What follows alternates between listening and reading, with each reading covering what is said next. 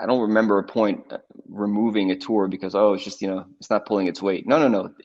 Maybe it'd take a year, but eventually it'll start getting traction because you have to believe in the item. Like, why you went through the trouble of creating this product. There's a reason, there's something there, but it's a little off the beaten path. So whether you're gonna have to really sell customers on it through other tours they take, or wait till you get enough reviews to get some traction with an algorithm, what do I care? It'll sit there, and when it's ready, it's going to be ready. We know it's a great product. So yeah, as long as you have a few what I call anchors, right? The Louvre is an anchor. The Met in New York, those are your anchors. From there, you have a customer for life. They'll follow you any city and any other tour that they can maybe have time while they're there to do. They're gonna do it.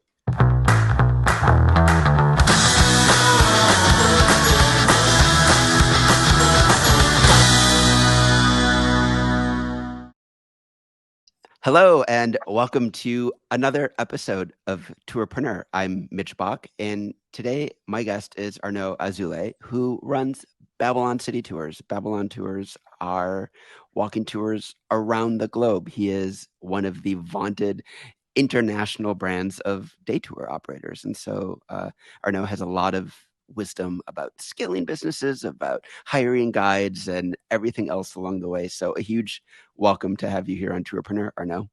Thank you, Mitch. Can you just begin by giving us a quick story of what led you into tour operating? Okay, I'll try to be brief. So I moved to Paris after I had my first child with my wife, who's from Paris. We were in Los Angeles when he was born, and then quickly realized that no one else around us had families and kids at our age, so we should maybe go back to where she's from and start a new life. And at that point, we were very young and ambitious, and well, why not? We'll just start over and go to France. And quickly decided to move there, and quickly realized that I didn't speak French as well as I thought I did. And it's going to be really hard to find an actual job speaking French, so I should probably speak English.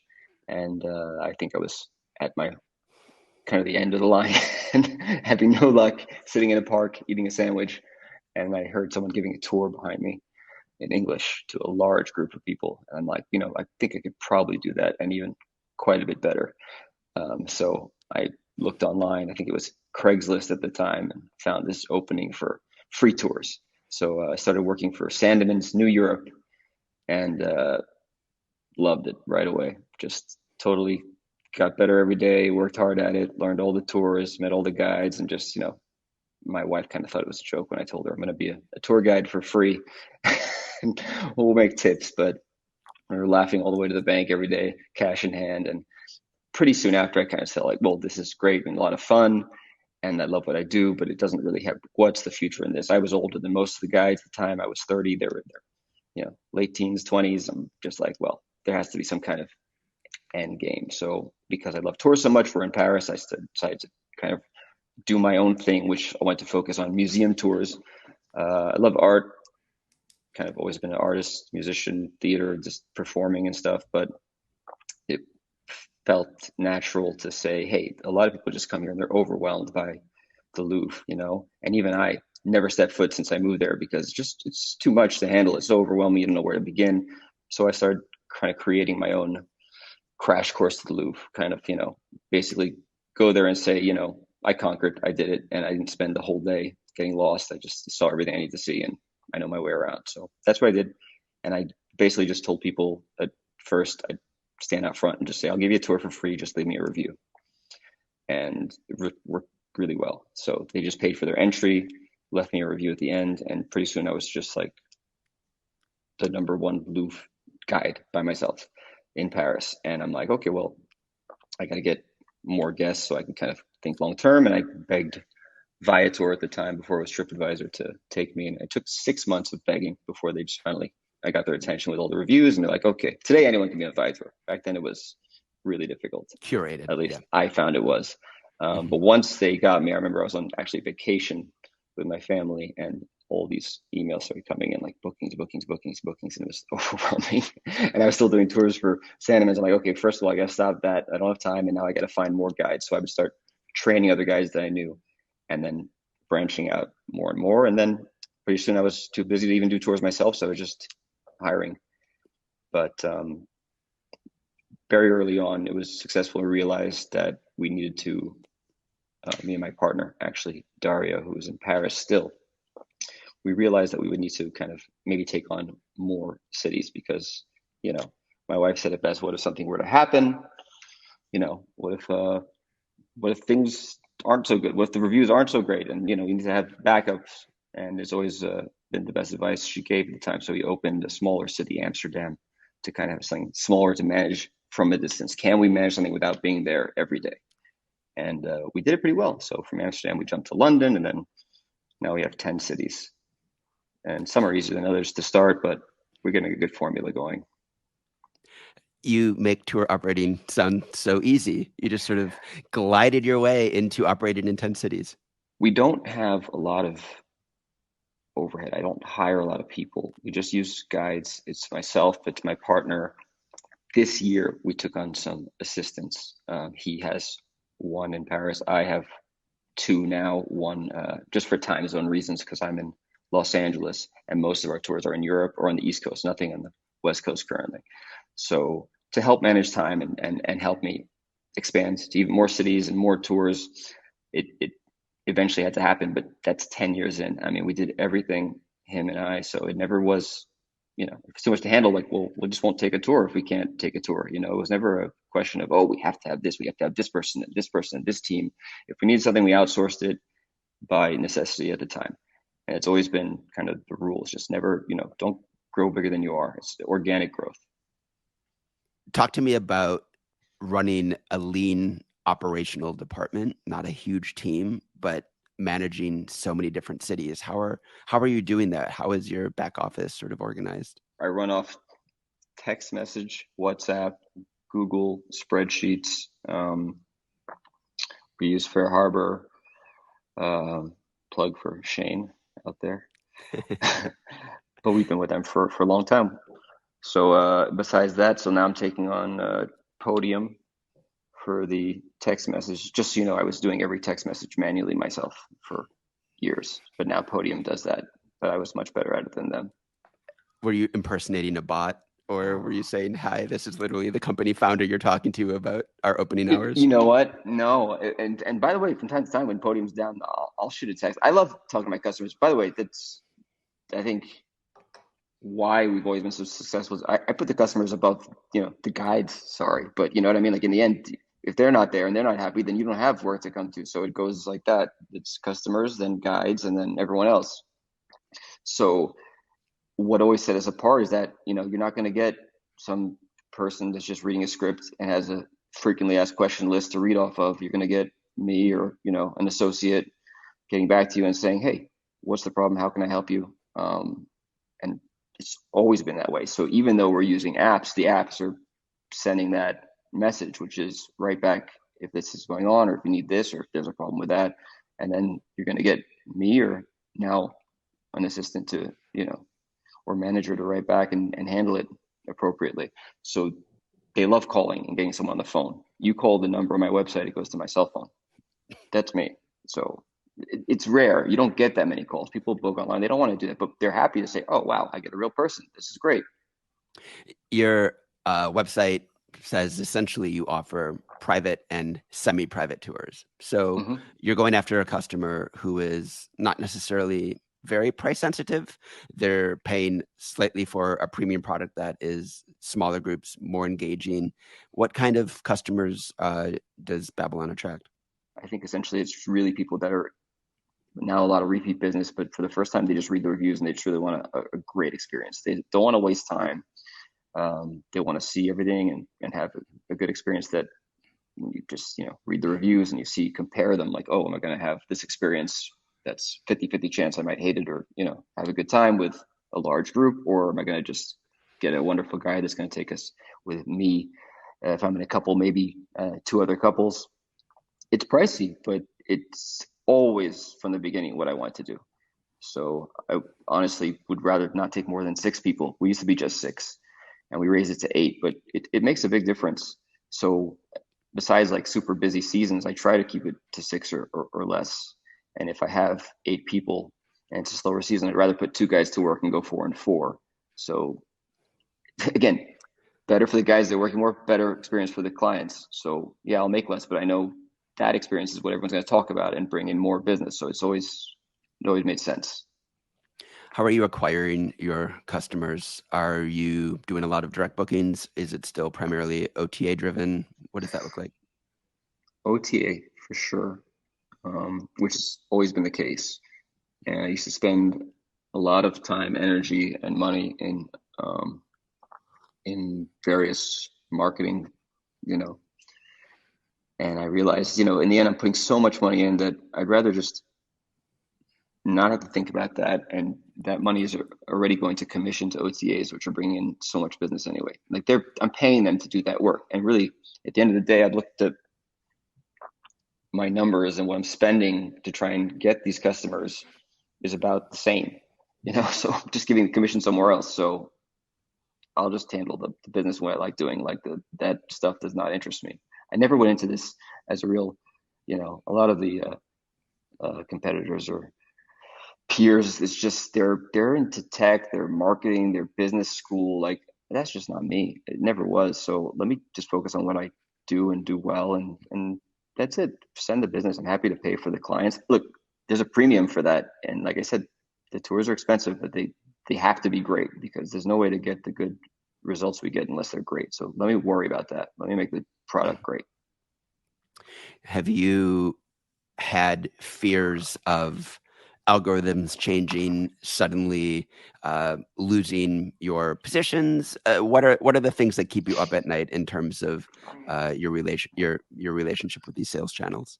When algorithms changed, it helped us tremendously last time. So I guess they could reverse that and we'd be just as good as we were, which was already great. I mean, look, I don't know. I feel like consistent quality and consistent, excellence of what you do, that you can't, there's no one to blame then. Like it's just out of your hands. We do everything we can. So yeah, I'm not relying so much on anything else besides how good our tours are. The algorithms just, they see that, right? But now you can pay for better positioning, right? You can give more commission and get higher up. In the end, they're going to read the tour descriptions, the reviews, and they're going to make that choice. And customers are taking more time. They are going to spend this money. They're going to make sure they're going to have the best chance of the best experience. So they'll find you. Have you indulged in the Accelerate program with Viator? Of course. I mean, I don't want to say I was bullied into it, but I like it. Like I said, like we're already I paying think you them. just did. We're already paying them a fortune. You know what I mean? Like what happened after the pandemic? We had to raise all our prices just for inflation alone. Like, so already that's it. So in that space, we were able to create some wiggle room, meaning in Europe, we're making euros, but in the end, our company is a US company. Those dollars have to translate. And now we've lost like 20% since we first offering tours. So we had to already raise prices for that, just to forget inflation, but just the euro dollar account, right? And then of course we have to pay our guides more because inflation, they're going to get more pay the guides more. So everyone's getting a little more. Viator comes and says, hey, if you want to make sure to keep getting the best clients, the best business, you can pay a little more. I said, great. And the scheme of things, like it made sense. There was that cushion kind of built in when we came back. We did all our prices, and there was a fear maybe people won't pay that, but they're paying. I mean, people just want, and they're loving it. So if there was ever a sense that, oh no, it's not worth it, then we would change things. It has to be worth it. Besides the review quality, are there things you've thought about on your OTA listings in order to try and differentiate yourself or to set yourself apart from what is a very big marketplace in these big cities? I want to say that I coined the term semi-private, although I don't think it's true. But I think I'd like I to say like that. it. I I think I like did. it. I know that no one said it in our space, really. And then I said it and everyone started saying it. So that was fun for a while. And then Viator's like, they're slowly making us change our titles. Like, yo, you can't say semi-private because it messes with their algorithm. And I'm like, I don't really care. They're going to find me. Like, it looks good. It's true. Like, you can't call it a small group. I'm sorry. Those who shall remain unnamed are selling small groups with 15 to 25 people all day. This is not the same thing. This is definitely not that. So it should have its own category. And so I try to put that across, or at least if in the title I'll put the guest max, if I can't say semi-private, so it's clear, and that should be enough. Like just going that to get you kind of to look, say, oh, well, there's says that. Let me check the other companies where they're at, and then in their details you find it hidden, so that helps. But there's a lot of people who do what I do now too. Like they see it works. Guides start their own companies. They're good at they do. That's great. It's fine. I never felt there was like fighting over clients. Not the cities we do tours in, not the tours we do. You're not going to run out of clients. We're not fighting over it. There's plenty of business when things are going well and it's high season, or even a little bit slower. It's fine. And yeah, so it's never felt that super competitive. I just want to, the inner me just wants to be the best at it secretly, but not so secretly. There's a word that you brought up earlier, and we glossed over it, which is repeat customer. I think in the day tour world, it's a real, just got to get more and more new customers, because there aren't a lot of repeat customers for walking tours. You go to one city and you don't repeat. What has been your journey in attracting these kinds of people that come back over and over again for a Babylon tour? You said it's growing. That comes from my Sandman's training, I'd have to say. Very early on. Shout out to Chris. Their concept, oh yeah, Chris, Dave, their concept was just fantastic. And they would forget repeat. I mean, these people are for life. Every city they go and they'll do all the tours. They love it, and it made sense. It's like, I had the best time, and this guy's doing a tour somewhere else later this afternoon. I'm going to cancel my plans and do that. I don't want to be, risk getting or seeing an area I didn't even know existed or heard about or, thought about. So we're not doing sales pitches necessarily. I think just the experience itself is enough for the customers to, get a follow-up email saying what else we offer or where else we offer tours. And that is a big benefit of having multiple cities, and especially when you're in Europe, because chances are someone's not just going to France and then coming back home. They're going to hop around. And if you're in those key cities, then they had a great time. It makes sense. So that's what happens. And then what's amazing is people that pre-pandemic that are coming back and they want the same guide that they had 3 years ago. They remember the name and they're like, can you get me a trip? Can we, and months in advance, they reserve it, and it's great. And it's awesome, especially when I don't even know they're repeating. They just, tell me, oh, I had this experience today. It was great in New York, and I did Paris 3 years ago. It's like, who remembers the names of tour operators? Like it's amazing, and it's really special. So we have it, and it wasn't, obviously took time to get there, but the more cities you operate in, the longer you do, you're going to get that, and we're getting a lot more. I know a lot of operators dream of opening up a second city, and I was wondering what some of the challenges were that you experienced in trying to expand, especially when you're not physically there. Well, you need one good guide. That's always my philosophy. One good guide. And that might be the hardest part, right? So you got to go to the city. You got to decide, this is where I'm doing my tours. These are the kind of tours I want to do. Hopefully by then you kind of know your niche. But then that's it. You got to find that guide, and you got to hope that guide is going to trust you. Because I remember opening cities early on and saying, oh, well, we do tours in Paris. Like, well, I never heard of you. I don't know who you are. So it takes a lot of convincing, but if you can get them with a few customers and, get them kind of enjoying the type of tour they're doing and making some tips and, saying, look, this is coming. And I promise you, I promise a lot. I promise we're always going to be number one in the city. Like, you're going to be the best guide or the best tour in the city. Give me a few years. Let's do this together. Let's make magic happen. But that guide is the key. And that guide will know everyone. They know all the guides. They know who's great, who's not great. They know who's backup. They know who speaks different languages, which is also a way to expand. You don't have to do another city. Why not do a different language? Why not do 5 different languages, which we do in some cities? You've got the name for it. Yeah, that's how it started originally. It took a long time to get there. That is not the easiest thing to do. Eventually we'd like to do all the languages in semi-private, for example, but it's just takes a while to get there. So they're only available in private tours in some cities. Like I said, we're not in a rush. We grow as we can. We're not going to just find anyone to do a tour in German. It has to be the right, right guide, the right Babylon guide. It doesn't change just because it's a different language. So it takes a little more time, and those clients are, coming less than Americans coming. So it's, it can be seasonal. It depends. But yeah, so just find, my advice would be go there, find the guide, and give that guide whatever they want to get things started, and it'll happen. How are you retaining your guides? Guides can be flighty. They'll move when there's a better offer. Are you incentivizing them in some way or just offering them a lot of work? I think I offer work. I think I asked them for feedback, and some of us, some of them have been with us for years, so they're able to, kind of gauge the situation from their point of view and feedback to us because we're friends. Or I like to think we are with a lot of the guides. So we get a sense of how they're feeling.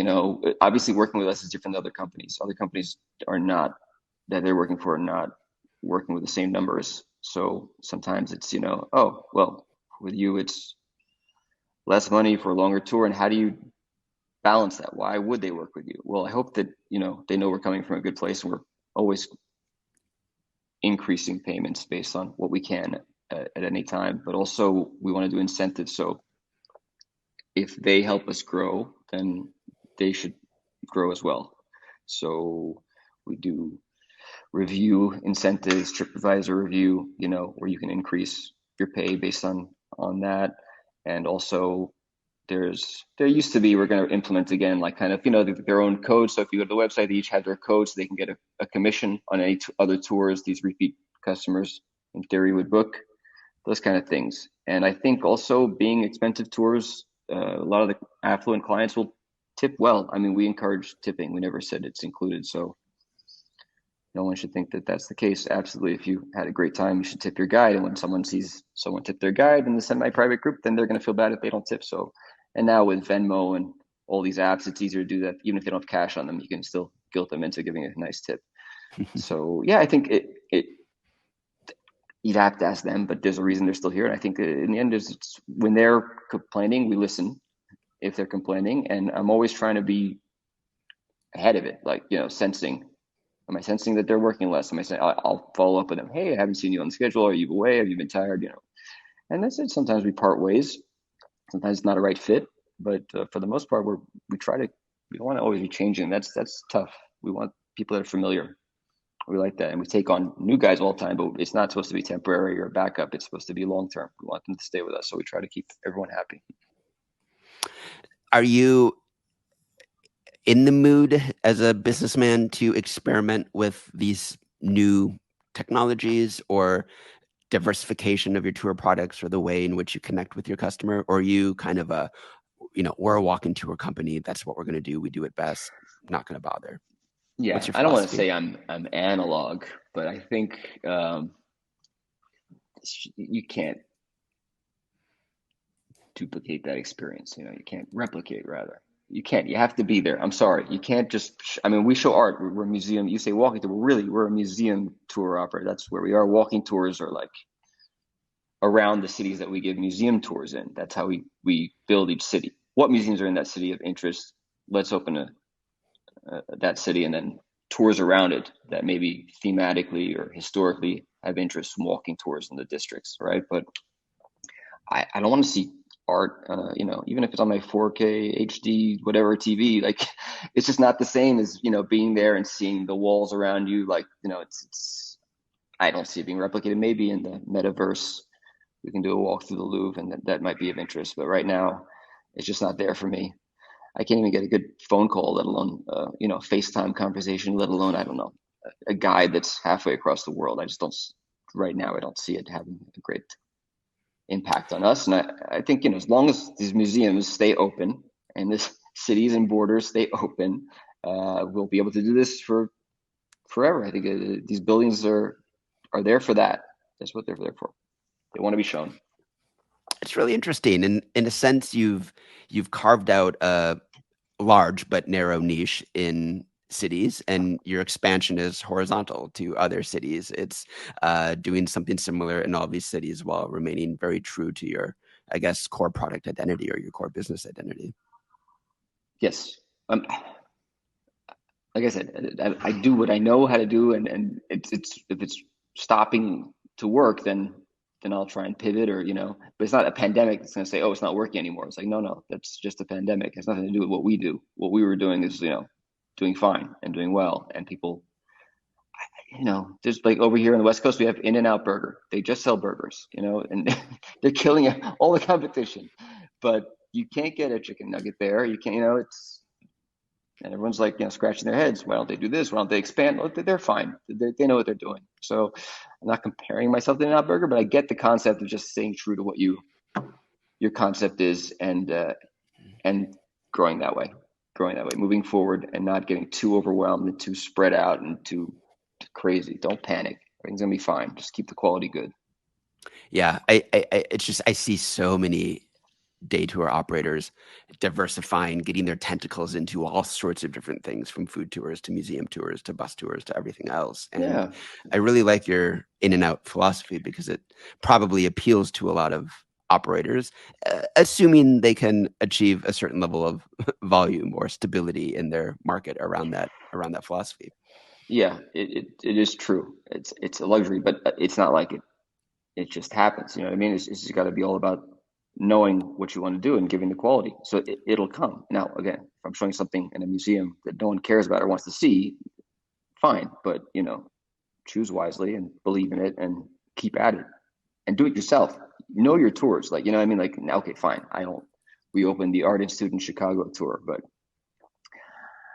I never gave a tour there. But I did spend, 2 days, trying to make it my temple, get into Mm. it and immerse yourself to say, look, what is the best way to experience this place, and how do you want it? There's a story. You can't just point to paint.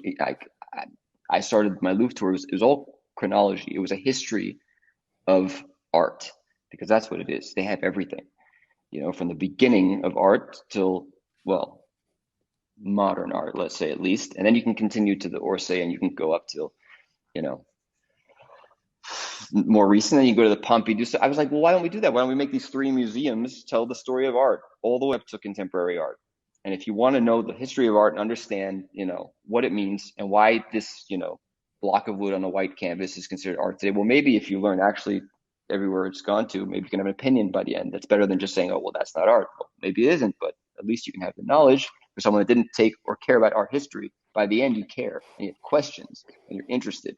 So I want that client that doesn't know that they're interested to be at the end uh, very moved in some way and inspired. Maybe they won't become an artist, but they'll definitely know a lot more than when they went into it. Is that a specific product strategy, the idea of selling three tours almost as a bundle of the history of art, or is it just No, sort it of how came it you? came by it came by accident. But in the end, that's what it is. Like I didn't realize what it was gonna be. It could have been anything. Yeah, I I, guess I mean, do you sell that? Do you sell that as an opportunity, or it's just kind of how you think no, about it? we did. Well, I think what got us really going in Paris was the combo tour. So again, one thing I might not have created was semi-private, but the combo tour of two museums, that I definitely did. That I started in Paris with the Louvre and Orsay. And the reason I did it was because it was the history of art up till modern art. Because where the Louvre leaves off, the end of the 1800s, is where, you know, the It Orsay picks up. continues. And I didn't know that until I started doing the tours, really, like until I knew the Louvre. I'm like, well, where's the rest of the art? Like, oh, well, if you want to see the Impressionists all day, you have to go to the Orsay. I'm like, well, okay. So I went over there. I'm like, oh, but it's not just Impressionists. That's like one floor. This is actually goes much further and much detailed. And the artists they have is amazing. So I'm like, well, let's do that. Let's do a history of art. We'll start at the Louvre. We'll start at the beginning, and not just the art, but the history of the building when this room was built, and all, as best as we can chronologically, which fit like by accident, like just kind of set up that way. But no one tells you that. But I don't want to give that all away either. Like, why is it a great experience? It's a secret. Come on the tour. You're going to see. You're going to learn the history of art. If you do both these museums, and then that's the selling point for the guides. If the person only booked the Louvre tour, well, you know what? You should definitely do the Orsay, because this is just the beginning. Now it just starts getting interesting. We'll go to the Orsay. We'll show you the rest. And if then they still want more, then for sure tonight we only do evening tours of the Pompidou. Is that an accident? No, because I know that at the end, if they want to do that tour and go up to modern day, then it's possible too. But let the guides explain that. Let them be wowed. But the combo originally did have that in mind. I don't know if we sold it that way. It's possible, but I think it definitely has that experience. It'll click in, and in the middle when you're having your lunch, you'll start talking about what we saw and what's next, and I like that. I like having that moment to just connect during the lunch break. If you want to go with your guests, if they want to go on their own, fine. But usually they want to kind of pump you information. Oh, what's it like living here? Where do I go to food tonight? That's time where you don't have to be a guide, where you can connect with your clients. So I always tell them, look, you can go away for lunch and meet them back at the next museum, but I'd rather you say, hey, I know a great place. You guys want to come with me? 99% of the times, these people will buy your lunch because they know they're going to have you circle their maps and give them names and addresses. And do people still circle maps? I don't think so. Of course, that Galerie Lafayette map is still ubiquitous in Paris, isn't it? That giant. Good. Yes. The laundry list. Yeah. With all the buses and trains. Yeah. I mean, that's brilliant. I think the power of being able to sell your guests something else that you offer while they're in the city based on the quality of the experience that they have with you on that first tour is so important. I've worked with Chris Sandeman. Shout out. I tell you, genius. That concept, and I understood it right. I'm like, this can work. And not just that, another city. And it won't even be the same guide. It'll be the same quality. That's what we want to convey to our guests. Any city, any tour. And that's what you're promising. You're saying our brand stands for quality, a quality semi-private experience with a guide that you know is going to be phenomenal. Yeah. Don't scroll anymore. Yeah. So we have to stick to it. That's what it's always been. So I'm not going to change now. I mean, it works, and we just add guides if we get more customers, hopefully, and add cities. And just because I like to travel and see new museums. I really enjoyed getting lost in the Art Institute. We opened Chicago. We have one tour and 4 guides still. That was April, so it's almost over a year ago. I just haven't had time to add on. I can't wait to add more museums and more guides and stuff. But we're already, I think, number 10 on TripAdvisor in Chicago, just for that one tour. So it can be done. It can be done small. You don't have to think, oh, huge, big. We need a lot of this. We need a lot of that. No, one tour, 4 guides, mostly just part-time. You can be in the top 10 of any city. The reviews are always being driven to TripAdvisor. That's what you're always asking them for. Have you experimented? Do you care about Google? I don't like on Google that you really can BS your reviews and you don't even have to write anything. You can just put a star up. Yeah. So yes, I mean, I guess if I really wanted to be big on Google reviews, I guess I could be in like an hour at that rate. You know, it's kind of BS. Like TripAdvisor is pretty hard. It's hard because even when there's reviews that shouldn't be there, like not fake reviews, but like for the wrong business, that happens all the time. People take a tour of the Louvre, they search Louvre tour, they find us, and they leave their review for of the company. museum. And I spend a month trying to find out who they are and realizing they're not with us and getting them removed. So it's like difficult to do. Google, you couldn't even do that. Like I have people like they find my address and they think it's a restaurant and they review the restaurant 1 star for my tour. I can't even talk to someone in Google. It'll just stay there. So it's just, it's scary. It's annoying. TripAdvisor is, in our business, I don't know what else compares to it. Like it's always been the kind of go-to for the ratings for travel. It's always been. Will it always stay? I don't know. But for now, that's where I, put my eggs in that basket until that changes. Right. To be fair, I thought the chicken was fantastic on your Louvre tour. It's so frustrating. That would drive me crazy. And it wasn't even like a review, just like a star, 1 star. Mona Lisa, soggy chicken. It doesn't work out for me. It's not precise enough. Look, they're working a lot. They got a lot to do. They have a lot on their plate, Google. So it's fine. They'll figure it out. And people who have Gmail, they get those kind of things anyway. They can leave it. Like I said, we get reviews there anyway, but I'm not pushing for it. I think TripAdvisor has always been for us kind of our bread and butter. And so why not? Let's just, where it matters the most, let's push everything there. You know what honestly has been really inspiring about this conversation is it's all revolved around essentially you sticking to your guns and being a bread and butter company. You know what you are about, you know what works, and you do it phenomenally well, but it doesn't sound like you're getting terribly distracted with all of these different trends or changes or new platforms or new ways of doing business. No, maybe I mean, I'm very stubborn, but I don't think it's luck. I mean, I don't think so. I think it's just, yeah, it never, there never was a point where it was like, so yeah, sometimes you can open a tour or create a tour and it'll take a little longer to take off. But it's weird because I don't remember a point removing a tour because, oh, it's just, it's not pulling its weight. No, no, no. Maybe it'd take a year, but eventually it'll start getting traction because you have to believe in the item. Like, you know why you went through the trouble of creating this product. There's a reason, there's something there, but it's a little off the beaten path. So whether you're gonna have to really sell customers on it through other tours they take or wait till you get enough reviews to get some traction with an algorithm, what do I care? It'll sit there, and when it's ready, it's going to be ready. We know it's a great product. So yeah, as long as you have a few what I call anchors, right? The Louvre is an anchor.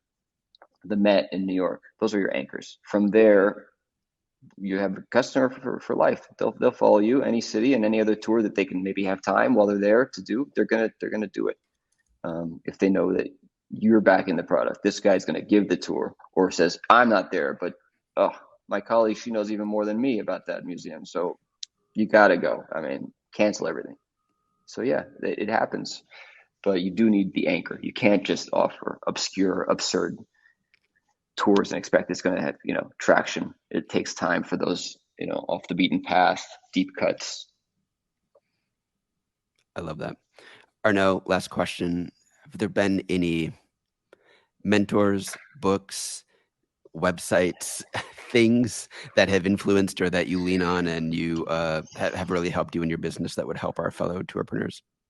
My dad is an artist, painter, since till today, all day, 18 hours a day, he's drawing, painting.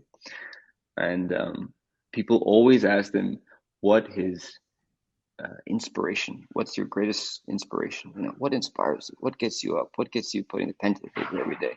And he would always say, he would quote the Alfred Hitchcock film Rear Window, and there was a musician who played the piano, and they would say, what inspires him to play that music? Grace Kelly says, what inspires him to wake up and create such beautiful things? And then Jim Stewart says he gets the inspiration from the landlord at the end of the month. It's just, you got to pay the bills, come on, put the fire under your ass, get out there, get going, get motivated. And it can be hard as hell some days, but handle your shit. Sorry. That's it. I stopped listening to podcasts. I stopped doing just the meetings on, what was that app that everyone was, I don't know if they're still on that app. Clubhouse. Oh, that's dead. I stopped. No, I mean, that was so depressing. Like, people were just there, just like crying to each other. And so I stopped reading the news. I stopped watching the news. I mean, okay, I know what's happening, but enough. Focus on you and getting things right, and that little guy and his brother and the family, and pandemic, it was a big wake up call. It's like, okay, well, we got to look out for the future here, and we can't let this kind of thing happen again. So we're super motivated, but I didn't really need any books or any kind of inspiration besides just, get it done. Let's not let that kind of thing put us in a horrible position. It was really tough, Mitch. It was like crazy. And I always complained, no one talked about our business. It was always hotels, restaurants, it's like airlines. Like, come on. It's like, it was crazy. These guys, they don't do anything else. Like, that's their life. They're like crazy, like teachers, Oh, we cared about teachers, but like, it's insane. So it was really sad and really messed up. And I really just want to do everything right and put everything in place to try and, I don't know if I have to open 100 cities instead of 10 cities, but whatever it'll do to not let that kind of thing affect us that way again. It was really upsetting. So yeah, I kind of stopped. I kind of tuned out from all the noise. I did the opposite thing to keep it going and to keep inspired. I just tuned out and I said, look, follow what's important, get it done. We'll leave it at that. Brilliant. Arnaud, thank you so much for being on Tourpreneur. Thank you, Mitch. Let's catch up soon.